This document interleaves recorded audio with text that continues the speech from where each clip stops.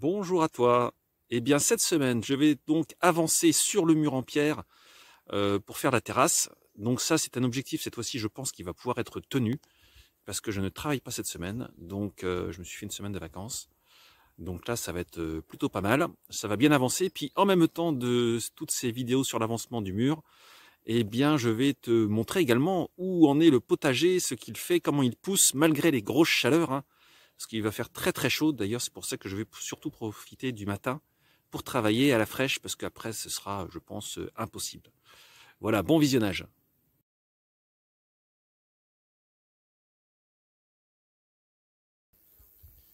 Donc là, petite vue à mi-pente du jardin, vue par le haut. Donc tu vois, on voit qu'en fait, c'est quand même pas très très grand, hein, sachant qu'il y a beaucoup d'espace où il n'y a pas de culture. Donc là, je vais continuer de bichonner cet endroit-là un maximum. Et puis, l'objectif cette semaine, c'est donc de m'occuper de la terrasse. Donc là, le mur, eh bien, ce matin, premier jour de la semaine, ce matin, nous avons travaillé tant qu'il ne faisait pas trop chaud.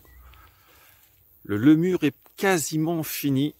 Là, tu vois, devant, j'ai encore quelques petites pierres à rajouter. Attends, excuse-moi, j'ai une fourmi. Voilà. Quelques pierres à rajouter, mais c'est vraiment quasiment fini. Et donc là, je commence au milieu à ramener des pierres comme cela pour vraiment remplir complètement l'intérieur. Tu vois là, tout ce que l'on voit de verdure au milieu. Après tout ça, là, je vais complètement mettre des pierres dessus pour que ce soit étouffé, qu'il n'y ait plus d'herbe qui pousse et qu'ainsi bien le dessous soit bien propre. Et en même temps, rajouter des murs comme des pierres comme ça va renforcer, tu vois, tous les murs sur les côtés qui sont présents. Donc ce sera très bien. Voici un petit potiron qui se forme. Là, c'est en train de monter au niveau de la structure, tu vois. Et regarde ça, en bas, un autre potiron qui se forme. Alors lui, il grossit de jour en jour. C'est assez étonnant. Regarde par rapport à ma main, tu vois. Bon, elle est assez grosse ma main, mais voilà. Là, ça y est, il grossit. Il est parti de tout petit comme ça. Puis là, ça y est, il prend vraiment une jolie taille. Donc, gros plaisir.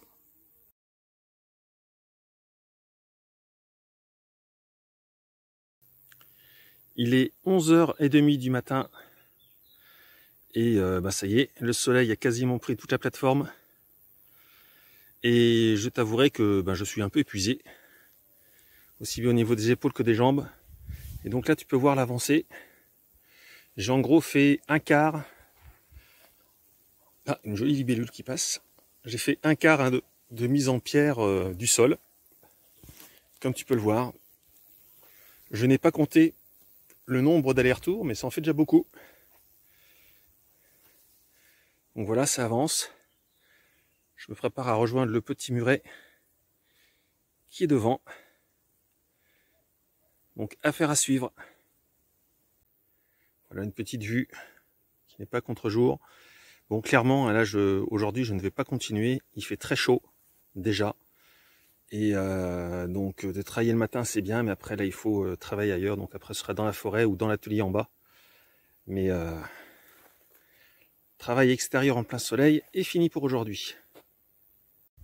Formation d'un bouton de tournesol. Alors, je vais les observer tous les jours parce que je trouve ça absolument extraordinaire. Quand tu vois comment c'est fait, c'est vraiment magnifique. Donc, observation tous les jours et je vais voir ainsi bien l'évolution. Là, tu peux en voir un plus gros. C'est magnifique à voir. Ça fait partie aussi du mode de vie, je dirais, d'observer ainsi la nature. J'adore ça.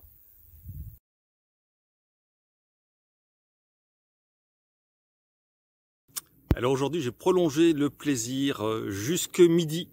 Mais alors là, vraiment, le soleil tape maintenant très très fort. Donc je m'arrête. Les sots m'ont dit qu'ils étaient fatigués. Vraiment, ils ont bien travaillé. Et puis moi, j'avais encore envie de continuer, mais ils n'avaient pas envie. Donc j'ai dit allez stop, on arrête. C'est plus raisonnable. Et je vais pouvoir maintenant avoir des activités, mais plus à l'ombre, ça fera du bien. Voici une vue en étant sur la terrasse. Donc là, tu peux voir que j'ai quasiment fait la moitié Là, ça va faire un joli four, hein.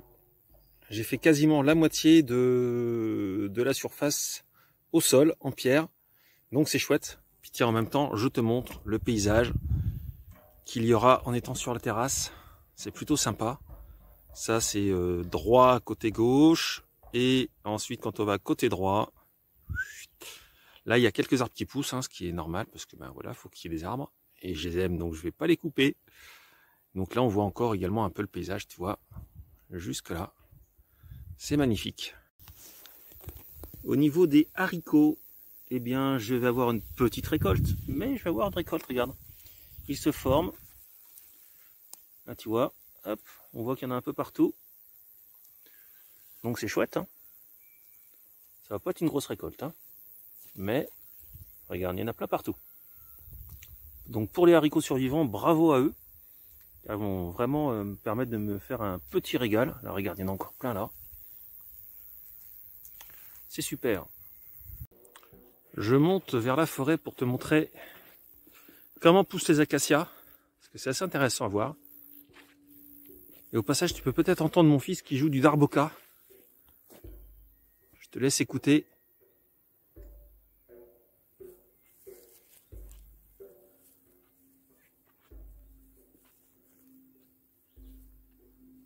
C'est un instrument que je pratiquais il y a une vingtaine d'années, donc l'instrument lui a même plus de 20 ans, 25 ans. Et donc lui qui fait de la batterie, mais il est très heureux de pouvoir faire du darboka à la maison. Écoute ça.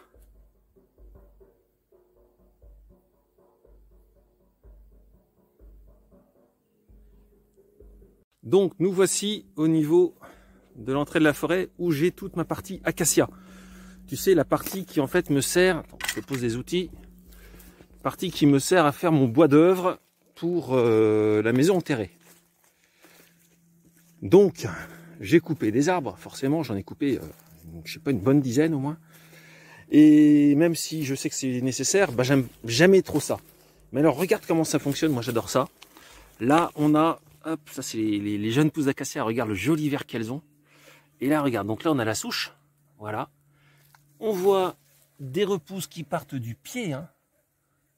Donc ça, c'est des repousses. Mais ce que j'adore, moi, c'est que à côté, regarde, là on a la racine. Et au niveau de la racine, donc tu vois, la racine, elle est là, hein, comme ça, ici. Oups, j'enlève mon doigt, parce que ça dérègle. Et là, au niveau de la racine, regarde. Ici, et ben là, tu as une autre pousse. Là, tu as des autres pousses. Donc en fait, ça nous montre bien que l'arbre, eh ben, il a une capacité à vouloir vivre qui est incroyable. Et puis tu vois déjà, cette pousse-là, elle fait ça. Elle monte déjà à un petit mètre. Et alors, ce qui est formidable, c'est, regarde ici. Là, j'ai une pousse de l'année, là. Elle est puissante, celle-là. Regarde. Celle-là, elle est de cette année. Voilà. Et ben, une pousse qui est montée incroyablement fort et qui fait déjà, je sais pas, au moins 3 mètres. Elle arrive là-haut, en montant. C'est incroyable. Donc vraiment, hein, les arbres, hein, et la nature en général a une très belle résilience. Là, tu vois, regarde, il y a d'autres pousses ici. Encore, d'autres pousses jeunes. Donc la clairière qui était ouverte, hein, ben, va vraiment pas rester ouverte longtemps. Là, regarde, je vais à l'ombre pour mieux voir. Et là, tout le vert tendre, eh bien, tu peux voir, c'est des repousses d'acacia. Donc, tu vois, il y a de quoi faire, hein. Donc, n'hésitons pas à couper de l'acacia pour nos bois d'œuvre. Excellent bois, et en plus, eh bien, il repousse très très vite et en pleine puissance.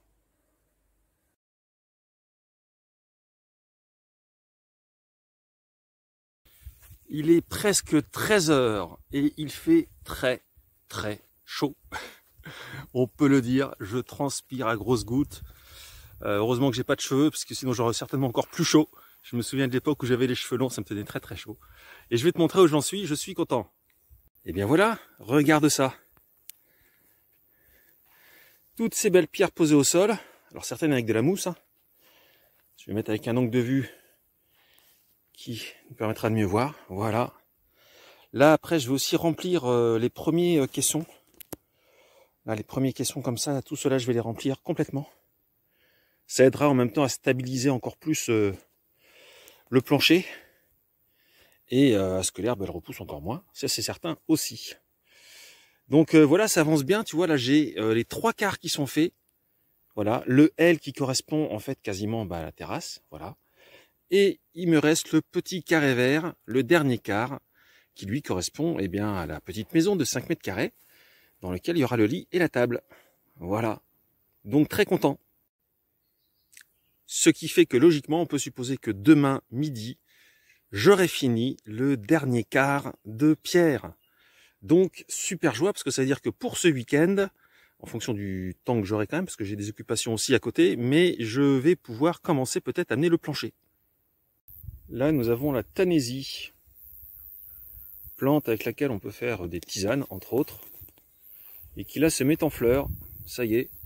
Donc là on a le premier stade, bouton. Je règle l'image, voilà. Premier stade bouton, qui commence à se mettre en fleurs, et là, hop, les belles petites fleurs de Tanésie. Juste à côté, il y a l'absinthe, qui est vraiment énorme. Donc je me suis renseigné dessus, j'ai regardé un peu comment ça se passe. Donc logiquement, elle va me faire des fleurs. Et avec les fleurs d'absinthe, c'est pareil, on peut les récolter et faire des tisanes. Donc ça va être intéressant. Apparemment, elle a plein de bonnes propriétés. Donc vivement la floraison.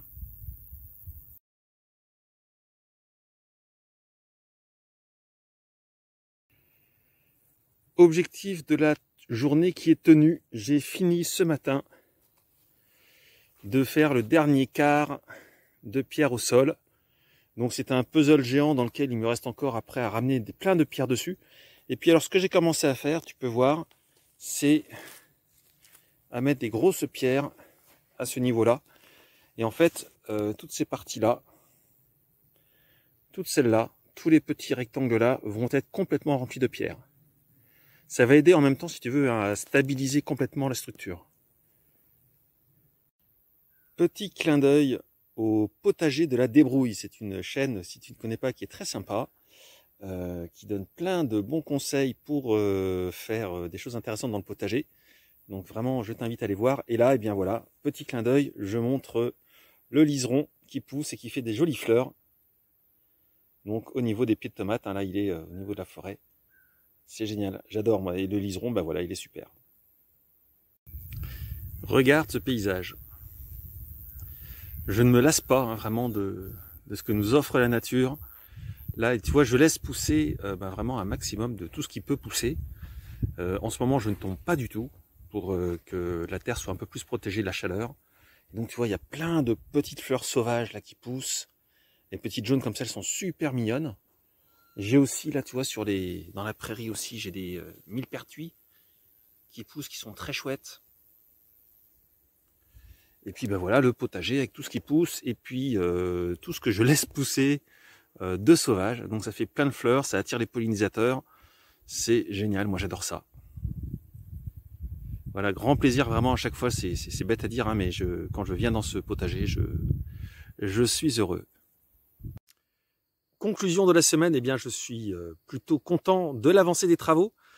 Comme tu as pu le voir, donc tout le mur est fini. Le fond également, le pavé, le pavage, on peut dire un peu le puzzle en pierre est fini également. Donc après, il va me rester encore à rajouter un peu de pierre au fond pour que vraiment l'herbe ne pousse plus du tout. Parce que j'ai pas envie qu'elle repousse en dessous la terrasse. Ce sera plus simple à gérer pour après.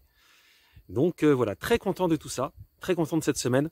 Et il ne reste plus qu'à continuer sur cette voie-là pour enfin réussir à poser les planches du plancher et pouvoir ainsi monter la maison. J'espère commencer cela la semaine prochaine.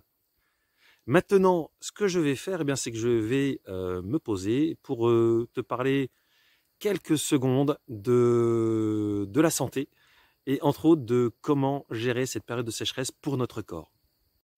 Me voilà donc posé et ce que j'ai envie de te faire passer comme message aujourd'hui, comme message sur la santé pour te faire du bien, c'est surtout de penser comme la nature, de penser à boire. Donc ça paraît bateau, mais de penser à boire, il y a différentes manières de boire et il y a une bonne ou une mauvaise manière. Donc moi je vais te parler évidemment de la bonne manière. La bonne manière de boire, c'est de boire régulièrement, toute la journée, à n'importe quelle heure de la journée. Ça, c'est une première base. Ensuite, quand tu bois ainsi toute la journée, la deuxième base vraiment très importante à avoir en tête, c'est de boire de l'eau à température ambiante, des boissons à température ambiante. Pourquoi? C'est parce qu'en fait, quand le corps est chaud, d'autant plus, l'idée c'est que quand tu bois une boisson à température ambiante, eh bien elle va être plus proche de la chaleur de ton corps, de la température de ton corps intérieur, et donc elle sera mieux assimilée par ton corps. C'est un principe physiologique voilà, qui est connu et reconnu par les scientifiques. Donc ça c'est vraiment très très important si on veut réussir à hydrater son corps en profondeur. Et tu remarqueras si tu n'as pas fait l'expérience que si tu fais ça, eh bien tu iras beaucoup moins faire pipi, tout simplement.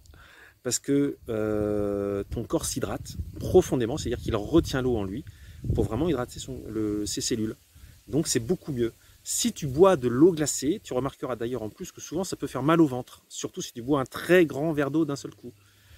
Et donc ça c'est par rapport au premier point que je te disais, boire régulièrement toute la journée et même boire régulièrement toute la journée en dehors des repas. Si tu bois pendant toute la journée, tu n'as pas besoin de boire pendant que tu es à table et que tu manges. Ce n'est pas nécessaire. Tu bois avant, tu bois après, mais tu n'as pas besoin de boire pendant. Et ça, c'est encore mieux pour ton corps. Voilà, c'est vraiment très simple, mais je trouvais important de t'en parler parce que c'est moi ce que je mets en pratique depuis déjà quelques années, qui franchement est mieux pour notre corps. En fait, il faut arrêter de boire, de faire le chameau. J'aime bien parler du chameau. Si tu fais le chameau, ça veut dire que tu bois pendant les repas, et je sais pas combien, mais tu bois pendant les repas, et après, hop, tu ranges ton verre, et puis tu bois plus jamais. Eh bien, où que tu sois, en fait, il faut toujours avoir une bouteille avec toi, et tu ne fais pas le chameau. Tu bois toute la journée, et c'est très bien pour ton corps. Voilà, je m'arrête là-dessus.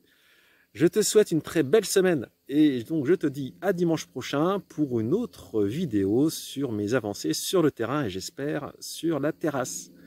Bonne semaine à toi, au revoir.